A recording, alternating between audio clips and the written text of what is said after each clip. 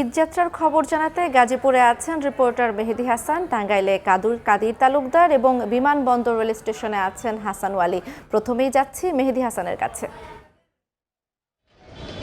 মহাসড়কের এই বেহাল দশার কিন্তু অনেকটা প্রত্যাশাই ছিল গাজীপুরে, কেননা আমরা জানি আজকেই যে গার্মেন্টস প্রতিষ্ঠানগুলো ছুটি হবে তার পরপরই যে লাখ লাখ মানুষ মহাসড়কে নেমে আসবে তাদের যে পরিবহনের ব্যবস্থা সেটি কিন্তু আলাদা করে কোনো করা হয়নি, যার ফলাফলে আমরা দেখতে পেয়েছি হাজার হাজার মানুষ, লাখ লাখ মানুষ কিন্তু গাজীপুরের চন্দ্রায় এসে জড়ো হয়েছেন। তারা বাড়ির পানে ছুটছেন, বাড়িতে যাওয়ার জন্য পর্যাপ্ত গাড়ি খুঁজছেন, কিন্তু গাড়িতে বিশেষ করে এই এলাকার কিন্তু নির্দিষ্ট করে কোনো পরিবহন ব্যবস্থা নেই, যার ফলে ঢাকা থেকে গাড়িগুলো ভর্তি হয়ে আসছে এবং বিশেষ করে গাজীপুর থেকে যে মহাসড়কটি, গাজীপুর থেকে গাড়িগুলো কিন্তু ভর্তি হয়ে আসছে। সুতরাং মাঝপথে কিন্তু তারা ওঠার কোনো ব্যবস্থা নেই, যার ফলে যে যেভাবে পারছেন ঝুঁকি নিয়ে বিশেষ করে বাসের ছাদে, বিশেষ করে পণ্যবাহী যে ট্রাকগুলো ছিল ট্রাকগুলোর ছাদে উঠে কিন্তু তারা বাড়ির পানে ছুটছেন।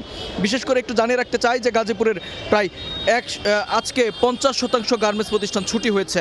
তার পরপরই দুপুরের পর থেকে আমরা দেখেছি হাজার হাজার মানুষ কিন্তু সড়কে নেমে এসেছে এবং সেই মানুষের পরিবহনের যে ব্যবস্থা সেটি পূর্বে নেওয়া হয়নি। আমরা দেখেছি যে আইন শৃঙ্খলার যে নিয়মকানুনগুলো রয়েছে পুলিশ বারবার চেষ্টা করেছে, তবে এক প্রকার ব্যর্থ হয়েছে তারা নিরুপায়। কেননা এই যে এত সংখ্যক মানুষ তারা আসলে বাড়িতে যাবেন, কিভাবে যাবেন, নেই পরিবহনের পর্যাপ্ত ব্যবস্থা, তার উপর বৃষ্টি, এই বৃষ্টিতে কিন্তু এই দুর্ভোগ আরও কয়েক গুণ বাড়িয়েছে। আমরা দেখেছি এই গাজীপুরের এই চন্দ্রা কিছুক্ষণ আগেই পুলিশের মহাপরিদর্শক বাহারুল ইসলাম তিনি কিন্তু এসেছিলেন, তিনি এসে এই ঘটনাস্থল পরিদর্শন করেছেন।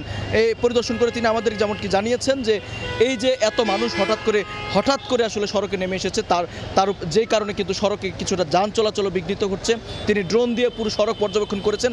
তিনি যেমনটি বলছেন যে আসলে এই মুহূর্তে কিছুই করার নেই, তাদের হঠাৎ করে চলে আসার ফলে কিন্তু এই যানজটের সৃষ্টি হয়েছে। আমরা যেদিকে দুচোখ যাই দুপাশেই চন্দ্রার দুপাশেই কিন্তু বিপুল মানুষের আগমন আমরা দেখেছি এবং বিশেষ করে তাদেরকে এই নিয়ন্ত্রণে রাখার জন্য এক প্রকার হিমশিম খেতে হচ্ছে আইন শৃঙ্খলা বাহিনীকে।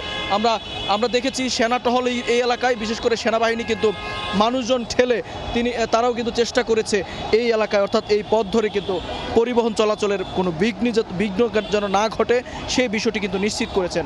তবে সব এত কিছুর পরেও কিন্তু মানুষের বাড়ি যেতে হবে, পরিবার পরিজনদের সাথে ঈদ উদযাপন করতে হবে। তারা কিন্তু যেভাবে পারছেন কোনো গাড়ি আসলেই, কোনো পরিবহন আসলেই কিন্তু তারা ছুটে যাচ্ছেন একটি সিটের আশায়, পরিবহনে ওঠার আশায়। তবে অতিরিক্ত ভাড়া এবং বিশেষ করে বৃষ্টির কারণে কিন্তু বেশ দুর্ভোগ পোহাতে হচ্ছে এখানকার আসলে ঈদ যাত্রায় যারা বাড়ি যাচ্ছেন। তবে সেই তাদের প্রত্যাশা আজকে রাতে অর্থাৎ যে কোনো মূল্যে এটি তারা যেভাবে হোক বাড়ি যাবেন এমনটা কিন্তু তারা জানাচ্ছিলেন। তো এই ছিল গাজীপুরের চন্দ্রা থেকে ঈদ যাত্রার সবশেষ তথ্য। এই বিষয়ে আরও খবরাখবর জানবো। টাঙ্গাইলে রয়েছেন সহকর্মী কাদির তালুকদার। যে ঢাকা টাঙ্গাইল মহাসড়ক মানেই যেন একটি দুর্ভোগের চিত্র। প্রতি বছরের মতো এইবারও একই চিত্র দেখা গেছে। সকাল গড়িয়ে দুপুর গড়িয়ে বিকাল হলেও এখন পর্যন্ত কিন্তু যানজটের কবল থেকে রক্ষা পায়নি ঢাকা টাঙ্গাইল মহাসড়কে চলাচলরত উত্তরবঙ্গের যাত্রীরা। আমরা দেখেছি যে গতকাল রাত থেকেই মূলত গাড়ির প্রচণ্ড চাপ বৃদ্ধি পেয়েছে এবং সকাল হতে না হতেই গাড়ির চাপ কিন্তু আরও বেশি বৃদ্ধি পেয়ে একেবারে যানজটের কবলে পড়তে হয়েছে। তবে যে যেমন করে পারে নারীর টানে আসলে সবাই বাড়ি যেতে শুরু করেছে।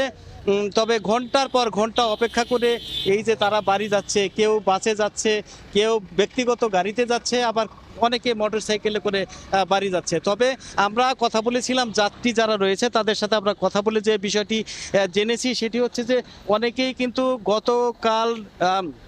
গত রাতে রাত 9টা থেকে 10টার দিকে রওনা দিয়েছে এবং পরের দিন সকালবেলা টাঙ্গাইল পর্যন্ত এসে পৌঁছেছে। অর্থাৎ 100 কিলোমিটার আসতে কিন্তু 10 থেকে 12 ঘন্টা সময় তাদের লেগেছে। তবে আসার কথা হচ্ছে যে গাড়ি কিন্তু কখনো থেমে থাকছে, আবার কখনো কিন্তু গাড়ি কিন্তু চলমান রয়েছে, যেই কারণে আসলে মানুষজনের একটু দুর্ভোগ হলেও কিন্তু মানুষজন যেতে পারছে।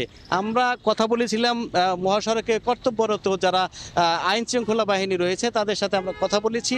তারা আমাদেরকে বলেছে যে আসলে ঢাকা টাঙ্গাইল মহাসড়কে পর্যাপ্ত পরিমাণে আইন শৃঙ্খলা বাহিনী মোতায়েন করা আছে এবং তারা চেষ্টা করছে কোথাও যেন কোনো প্রকার দুর্ঘটনা হলে সাথে সাথে তারা এখান থেকে গাড়ি সরিয়ে নেওয়ার ব্যবস্থা করছে এবং যে কোনো অপ্রীতিকর পরিস্থিতি ঘটনা এড়াতে কিন্তু তারা সার্বক্ষণিক চেষ্টা করছে। তো আমরা দেখেছি যে আসলে অতিরিক্ত এই যে ঈদ উপলক্ষে কুরবানির ঈদ উপলক্ষে যানবাহনের যেমন যাত্রীবাহী বাসের চাপ এবং ঠিক তেমনি যে গরুবাহী ট্রাক রয়েছে সেই গরুবাহী ট্রাক অতিরিক্ত ট্রাকের কারণেই কিন্তু আসলে এই যানজটের সৃষ্টি হয়েছে বলে আমরা জেনেছি। তবে পুলিশ বলছে যে খুব দ্রুত সময়ের মধ্যেই তারা এই যানজট নিরসন করতে সক্ষম হবে। তো এই ছিল আসলে আমার কাছ থেকে ঢাকা টাঙ্গাইল মহাসড়কে ঈদে ঘরমুখ মানুষের ঈদযাত্রার খবর। আমরা এখন চলে যাচ্ছি বিমানবন্দরে, সেখানে আছেন হাসান ওয়ালিদ। বাস যাত্রার যেমন খবর শুনছিলাম, মহাসড়কে যেমন ভোগান্তি, সেই তুলনায় কিন্তু বেশ খানিকটা স্বস্তি রয়েছে ট্রেন যাত্রা। আমি এই মুহূর্তে রয়েছি রাজধানীর বিমানবন্দর স্টেশনে, যেখানে অসংখ্য মানুষ ভিড় করছেন এবং কিন্তু নিয়মিত বিরতিতে কিন্তু আসলে ট্রেন আসছে। কিছুক্ষণ আগে অর্থাৎ 4:58 সুবর্ণ এক্সপ্রেসের আসার কথা ছিল, সেটা আমরা দেখেছি 8 মিনিটের মাথায় 5:06 নাগাদ সে ট্রেনটি এসেছে এবং কিছুক্ষণ আগে কিন্তু সেটি ছেড়ে গেছে বিমানবন্দর থেকে চট্টগ্রামের উদ্দেশ্যে। এখন যেই ট্রেনটি আসার জন্য মানুষ অপেক্ষা করছেন, মূলত এটি যমুনা এক্সপ্রেস তারাকান্দি, জামালপুরে তারাকান্দি পর্যন্ত যার গন্তব্য তারা রয়েছেন, যেটি 5:13 আসার কথা, এখনও পর্যন্ত সেটি আসেনি। অর্থাৎ এই 10 মিনিট, 7-8 মিনিট, 10 মিনিট, 15 মিনিটের মধ্যে মূলত ট্রেনগুলোর যে নির্দিষ্ট সময় রয়েছে সেই সময়ের থেকে 10-15 মিনিটের মধ্যেই মূলত আসছে। মানুষ আসলে ঈদ যাত্রা মানুষের সঙ্গে প্রিয় মানুষের সঙ্গে প্রিয়জনের সঙ্গে ঈদ আনন্দ ভাগাভাগি করতে আসলে যে কোনো মূল্যে তারা আসলে বাড়িতে যান। প্রতিবারই আমরা একই রকম চিত্র দেখি, এবারও কিন্তু তার ব্যতিক্রম নয়।